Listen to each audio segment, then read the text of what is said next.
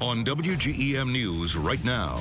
A push to keep guns from getting into the hands of children. We'll tell you what gun owners can get for free. It could be as simple as he said, she said, so let's look at the video. Police aren't the only ones using body cameras. Soon, the Burlington School District will. And an elderly Macomb woman arrested after police say she attacked a city employee all over her lawn. Now from the Tri-States news leader in high definition. This is WGEM News at 10.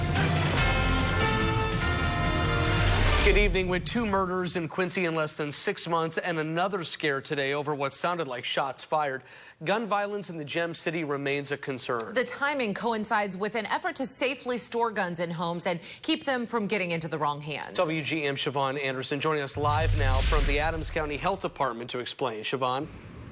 Well, Gene, starting tomorrow, Adams County residents can come here to the health department and pick up free gun-safe locks. And it's part of a program called Keeping Kids Child Safe. Now, the nationwide firearms safety education program was brought here by the Quincy Police Department and Safe Kids Adams County. Now, volunteers will be handing out cable-style gun locks free of charge for local firearm owners. Officials are pushing gun locks so families can safely store their firearms and also prevent a child or other unauthorized person from accessing a firearm at home.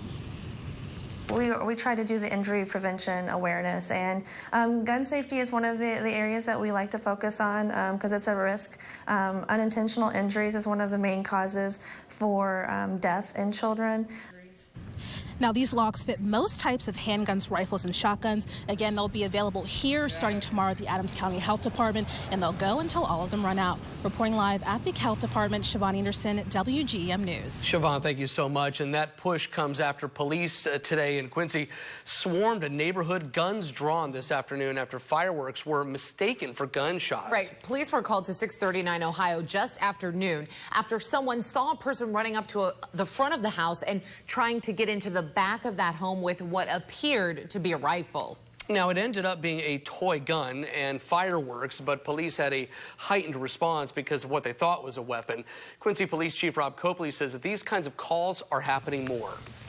It was more than just your typical shots fired calls. We have a lot of shots fired calls. We have had more this year than in past couple of years. But especially this time of year, you have a lot of those calls that are actually fireworks. The chief says he's grateful for the person who called and also relieved it was a false alarm. Now, meanwhile, QPD today confirmed the double shooting on the 4th of July that left 1 man dead and another seriously hurt was drug-related. Chief Copley says that the reason police waited to release these new details is because they were searching for evidence they say they've now found. 18-year-old Gavin Masters is charged with 2 counts of first-degree murder and attempted murder for allegedly killing Randy Bowser Smith and seriously injuring Skylar Osborne Saturday night at 635 College Avenue. The man accused of murdering 12-year-old Ray Humphrey Jr. in Quincy says he's not guilty. Today, 20-year-old Stason Kreider entered that plea on a first-degree murder charge. If convicted, he could face 45 to 85 years in prison. Now, Kreider told the judge he understood the charge, and with his new legal team in place, his trial is now scheduled for September 14th. The Adams County State's attorney says it is a very busy time in his office. Burden of proof is on the state to prove any defendant guilty beyond a reasonable doubt when the evidence would support that. We have assembled that evidence. We are in the process of preparing our witnesses, and we expect to be ready for trial. Kreider's lead attorney declined to talk this afternoon, saying it was just too early on in the court proceedings. The former Adams County Assistant State's Attorney accused of killing his wife was in court today, asking to move his trial. Curtis Lovelace's legal team wants a change of venue because they say there's been heavy media attention in this case. And the judge didn't make a decision, but he promised one soon. Lovelace faces a first-degree murder charge for allegedly killing his wife, Corey, back in 2006. The change of venue hearing was in Cass County due to a scheduling issue. The trial now scheduled for September. All right, well, we had rain across the tri-state area, if you didn't know. How much rain? Well, take a look at this. The rain right now, as it looks like it's exiting the area, there's still a little bit of light drizzle falling across the tri-state area. You can kind of see it there on the Hannibal Skycam. That'll continue as we go throughout the evening tonight. These are 24-hour totals, 1.74, 2.21. Actually, this is since midnight last night. We're going to watch these numbers here. We take a look at this map. Primarily, the areas in the dark green, about 2 inches. You can see how the rain really really decreased in intensity as it went up to southeast Iowa, where they saw 1/10 of an inch up to a 1/2 inch of rainfall. We've got for tonight a little bit more rain in the forecast. It is coming to an end. 56 degrees for an overnight low temperature. That is on the cool side. Will it warm up? Is there more rain? The details in just a few minutes. Brian, thanks so much. And all the rain that he's talking about has prompted a warning to drivers. Don't drive over flooded roads. Tri-Township's fire chief says that roads can be affected by flash flooding in a matter of minutes. It can be hard to tell how deep that water is. And the chief says that bottom roads seem to flood the fastest. And if you can't see the road marks, you should never cross. If you drive in Front Street and those type of areas, typically when the river gets up, they will get water on them anyway and start backing up. But any of the creeks that All right, Chief Rick Czar says that it takes less than 6 inches of moving water to wash a car away. Meanwhile, all this rain is taking a toll on some Quincy parks. Park District officials say when there's a steady downpour, they have to shut down parts of Upper Mormon Park, like ball fields, batting cages, and the miniature golf course. Shane Hibbert says, fortunately, they close temporarily, then usually reopen later in the day. But that didn't happen today. They simply can't even run the batting cages. It is unsafe for the balls to get pitched to the machines. If they're all wet, they wouldn't run through the machine properly, and it would be unsafe for the people hitting. It could come out and fly out any direction, so we just don't let anybody in. Hibbert says they also had to cancel all baseball games today as well. In Iowa, school district is taking a major step forward in making sure that students and parents are treated fairly. Yeah, in the new school year, 13 body cameras will be issued to principals and assistant principals in the Burlington School District to record interactions. This decision made to use these body cameras came after accusations surfaced that an administrator kicked a student. Ashley Davis reports. The Burlington School District now has 15 body cameras they will be putting to use this school year. After accusations of an administrator kicking a student, the district got the idea from Muscatine Schools to get the cameras. We wanted to make sure that we're treating students with dignity, honor, and respect, parents with dignity, honor, and respect. And this is a way to say, are we doing that? And to kind of check ourselves. 13 cameras will go to principals and assistant principals at all schools in the district. They're small and can clip to shirts, ties, or pockets. As for the review process, It could be as simple as he said, she said, so let's look at the video. It could be something as, hey, you did this, let's go back and review, and could you have done something better? but what do the students think about the cameras? It'll really show the truth in the situations that come up, and instead of going off what people say. Each camera costs around $85, all covered by the school's technology department. Cohen believes the cameras will help improve their schools. We hope what comes out of having the body cams is that we are able to better serve the children and the parents and give them the best product that we can within our schools. And this is just a little bitty piece of doing that. That gives you an idea, doesn't it? Yeah. Well, in other news, a dispute over a woman's lawn turns into a bizarre attack in Macomb. Yeah, this is a wild story. We'll tell you about that. Also, law enforcement often sees strange things, including a naked guy along the highway. What he does when he's approached, we'll tell you coming up. From WGEM in high definition with Gene Kennedy, Leslie Van Ness. Storm track weather with meteorologist Brian Inman and sports director Ben Marth. This is WGEM News at 10, the Tri-State's news leader. Police in Macomb arrested an 82-year-old woman Monday after they say she attacked a city employee. Police say 2 city employees went to Margaret Gall's home because she had been asked twice to get her lawn mowed. Now, investigators say she got angry. She attacked a city worker, trying to break the woman's arm by pulling it around a post. Police say Gall then threatened to cut the woman with hedge clippers. Gall was arrested and initially charged with felony aggravated battery, but the state's attorney's office has since reduced the charge to misdemeanor battery. New tonight at 10, heroin use has more than doubled among young adults within the past decade, according to the CDC. And a local therapist with Preferred Family Health Care says heroin use is also on the rise in the Tri-States, partly because opiate pills doctors prescribe are very addictive. And once patients can't get those pills, they then move to heroin because it's a cheaper way to get their fix. Therapist Gina Parkhill says heroin use is prevalent in every demographic. heroin use and opiate use and drug abuse across the board does not discriminate against race, gender, ethnicity, any of those factors. It's prevalent in all different forms, socioeconomic statuses. You just never really know. Parkhill says that some of the signs of drug abuse are depression and sleeping more than usual. In national news, Baltimore's police commissioner is out. The city's mayor announced today that Anthony Batts is being replaced after nearly 3 years on the job. Batts was tested during recent unrest over the death of Freddie Gray while in police custody. That was followed by a surge in violent crime. Searchers in Connecticut have recovered the body of a 7-month-old baby boy thrown into the river by his father. Police say the boy's suicidal father was holding the child when he jumped into the Connecticut River late Sunday. The father was rescued by emergency crews, but the boy wasn't found until last night. Searchers found the baby's lifeless body about 15 miles from where his father was pulled from the water. A 12-year-old murder suspect wanted in Nebraska was caught in Minnesota. Investigators aren't saying how Gerald Milton made it to Minneapolis. He was wanted in connection with the shooting death of a man in Omaha last month. Police there say the 12-year-old and 2 teenagers, all armed, set up 2 men, likely for a drug deal, and shot them, killing one. Milton faces a first-degree murder charge. The fireworks weren't the most memorable part of one New Mexico sheriff's deputy 4th of July patrol this weekend after a naked man drove away in his cruiser. According to officers, the man was acting very erratic and impaired. You can kind of hear it in the video here. He was saying he had been poisoned. Now, in the deputy's body camera video, you see a driver trying to go around a stopped cruiser. Here in a second, there he is. And then he runs around the deputy's car, jumps in, and takes off. Another deputy was able to intercept and arrest him in the stolen unit. Quite the video there, wow. Well, there was a controlled rock slide in Oklahoma today. Contractors working for the Oklahoma DOT set off a small charge. There you see the blast.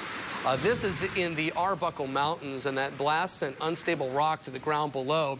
There have been ongoing backups on I-35 since flooding in that area set off by the initial rock slide, which closed a stretch of highway last month. Winter, of course, long gone, but one mound of snow in Boston just refuses to disappear. Check this out. At first glance, it looks like a pile of debris.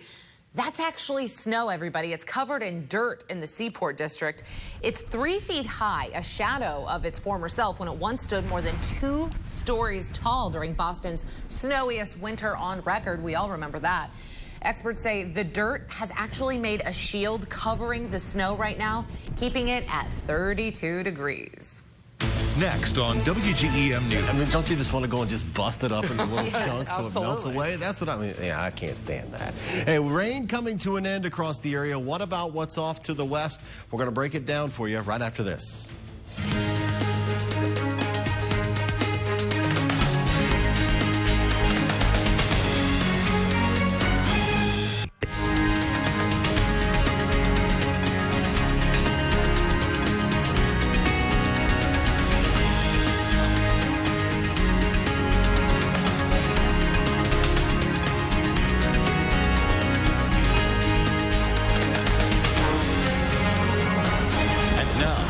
WGEM Storm Track Weather with meteorologist Brian Inman. 67 high temp. That happened at midnight. Temperatures throughout the day just in the 50s, right about where the low temp was. 86 your average temperature. There were times today where we were 30 degrees below what is average for the temperature for that time of day.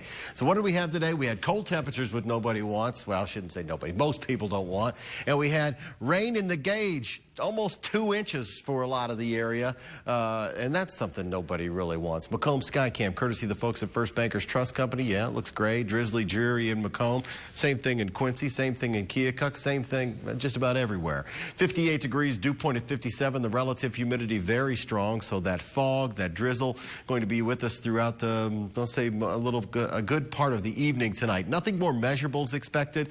The barometric pressure has been on the rise as high pressure tries to build in. 58. 50. Fairly uniform temperatures. Everybody within 3 degrees. 57 degrees in Fort Madison and 60 degrees in Pittsfield. That's the biggest spread across the area. That wind flow that earlier today was gusting at around 15 miles an hour out of the northeast, now at around 5 to 10. It'll be almost light and variable overnight tonight. They'll get to forecasted lows that are not going to drop down much further from where you are right now. I think 56 to 55 for overnight lows in the area. So just a couple of degrees from where you're sitting now. It's possible we could see some temperatures drop down into the low 50s. 40s are not in the cards for us tonight. And then daytime highs tomorrow finally starting to tick right back up. Still 10 degrees below what is average, but temperatures up into the mid 70s tomorrow will be a pleasant, I say it would be pleasant compared to what it was today. Cloud cover here. Now tomorrow we'll be stuck with the cloud cover for most of the day. We may see a couple of peaks of sunshine, but the rain showers that are off to the west of us, they're not going to come into play. We've got an area of high pressure that's going to sink in as this low pressure center kind of peels off to the east. High pressure dips right in behind that and tries to keep these rain showers at bay. It shows up nicely on the futurecast. It's got the area of low pressure tonight pushing off to the east of us, bringing any real measurable rain to an end right about now. High pressure builds in. Rain showers try to make it in, but that high pressure should win out. While it will be cloudy, I said maybe a peak of sunshine here and there, but for the most part, a cloudy and gray day for Thursday, even with temperatures beginning to warm. Then late on Thursday night, high pressure peels to the other side. Friday morning, the chance for some showers and some thunderstorms develop across the area. They pull in, they pull out. Unlike the long rainfall we had today, this will be short, maybe about 3 to 4 hours, and then that brings the rain to an end. 56 tonight, cloudy skies again. The rain is coming to an end, a little bit of light drizzle overnight tonight. Then tomorrow, 74 degrees, a bit of sunshine is possible, not as cool as where we were today. Then tomorrow night, 65 degrees, showers overnight, continuing in through Friday. Then late in the day, the rain comes to an end, 56 degrees again for tonight. But this forecast on Friday has rain ending late in the day. And wow, we really start to ratchet things up. Temperatures up to a steamy 89, 90, possibly up to 91 to 92 degrees for daytime highs on Saturday, Sunday, even into Monday. And on Saturday and Sunday, while we don't have rain per se in the forecast, it's possible we could see some afternoon kind of thunderstorms develop across the area, kind of stray showers, I'd say. I'm ready for a 7-day forecast with no rain because I know we're not going to hit a drought. I want to see the sun on there every day during the week. We'll put up the forecast for Phoenix and we'll help you out. Thanks, Brian. All right. Well, it's not quite what you'd think when you hear of exotic pets. We'll tell you why a West Virginia man is facing some legal troubles. And when the opening bell rang this morning, stockholders' biggest concern definitely changed. We'll tell you why next.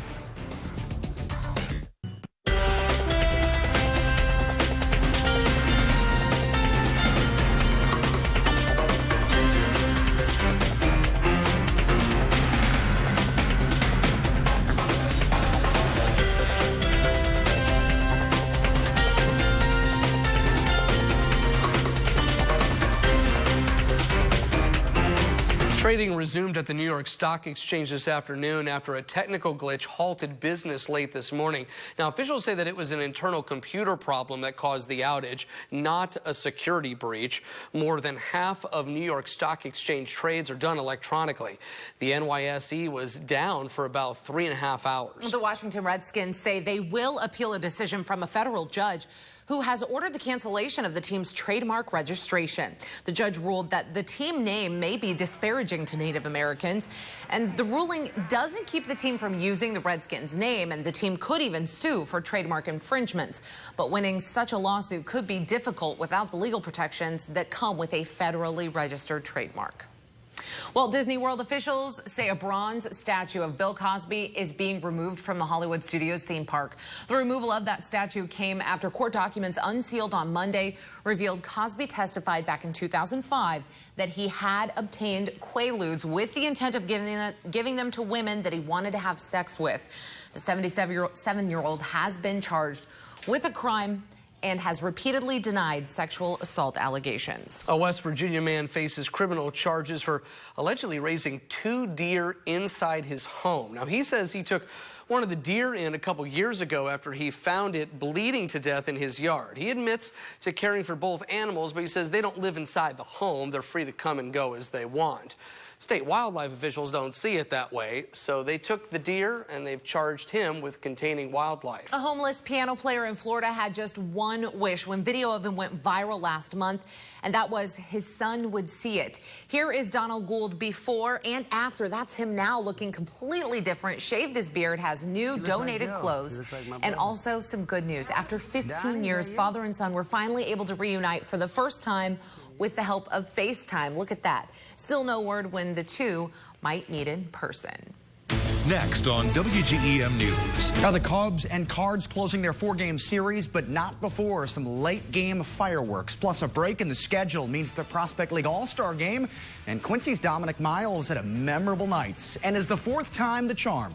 Luke Guthrie hoping so. Quincy native looking to go low with the John Deere Classic only hours away from starting. Got that story moments away in sports.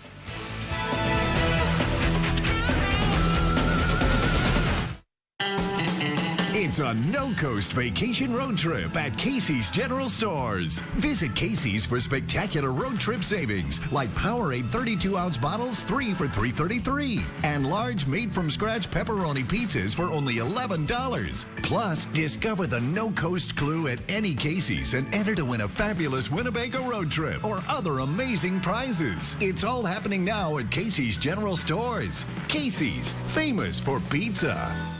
Heading to St. Louis? Then hop on one of Cape Air's fast daily flights to St. Louis, starting at just $50 each way. Learn more at capeair.com. The most precious things in your life need extra care. Culligan water purification systems can keep your family's water clean and healthy. Culligan, better water, pure and simple. We don't always know when severe weather will hit, but you can be prepared. A weather radio can alert you to dangerous weather, so Celtec and ServPro are proud sponsors of this year's weather radios. Keep your weather radio on and be sure it's programmed to your county. When the alarm sounds, you'll know it's time to seek shelter and tune to WGEM for the latest information. Celtec and ServPro are prepared to help you in an emergency and want you to stay safe during severe weather. Cincinnati, July 14th, the All-Star Game on Fox. This portion of the news brought to you by Title Max. Turn your car into cash at Title Max. And now, sports with sports director Ben Marth. Now, the Quincy Gems and Hannibal Cavemen have yet to hit their stride this summer, but starting Friday, they're going to get that chance to kind of get things moving in a more positive direction as the season is about a month away from ending. In fact, they're going to play each other at QU Stadium in a couple of nights. Until then, the All-Star break continuing. Tonight, the Prospect League's version of the Midsummer Classic in Richmond, Indiana, and the West Division. That, of course, is including the Gems and Cavemen all over the East tonight. 11-3 is your final. The West scored 9 runs in the top of the first inning. And how about the Gems? Dominic Miles, a perfect night, 2 for 2. He had an RBI. He walked. He scored 3 times. Also, Anthony Villa from the Gems had a hit in 2 plate appearances, drove in a run. And from the Hannibal Cavemen, Elliott Stepanoff with a perfect 2/3 scoreless innings pitched tonight. Again, the West victorious. Moving along to the Cardinals and Cubs, finishing out a 4-game series. What a 4-game series it's been. Back and forth, rivals going at one another. It's what baseball is all about. Cardinals up 1-0 in the second. Clayton Richard is in and Michael Waka gets the base hit. Richard came in because starter Jason Hamill had to leave with an injury. Cubs coming right back in their half of the fourth. Chris Bryant over Tommy Pham's head, and Anthony Rizzo is on his horse racing around third base. That's going to bring home another. The Cubs would actually go ahead in this game late thanks to a bases-clearing double from Miguel Montero. But just moments ago, Johnny Peralta, 2 outs, 2-run, 9th inning home run. Trevor Rosenthal, the save. Cardinals rally back 6-5. Your final. That series now 2 games apiece as the Cardinals now head to Pittsburgh, and the Cubbies, they have things coming up as well. Moving along to the other side of things on the American League version, the Royals too much for the Rays. They actually held off a late rally by Tampa Bay, 9-7. Kansas City continues to play good baseball. Lorenzo Cain had 3 hits, also went yard, and at last check on the south side of Chicago, they're all knotted at 6 apiece between the Blue Jays and White Sox. Luke Guthrie only 18 hours away from teeing off at the John Deere Classic. In fact, it's less than that. It's the Quincy native's 4th time playing one of his favorite stops on the PGA Tour.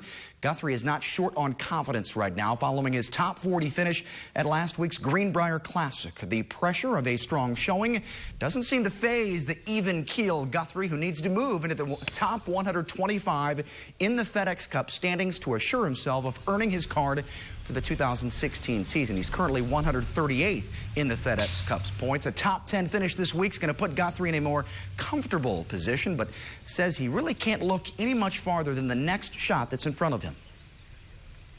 That's how you play your best golf. If you start looking ahead, whether it's you're on hole 1, you're thinking about the 3rd tee shot, you're going to screw up your shots on 2, you know, and just all the way to the bigger stage of hope I do well on Sunday. Well, you got to take care of Thursday.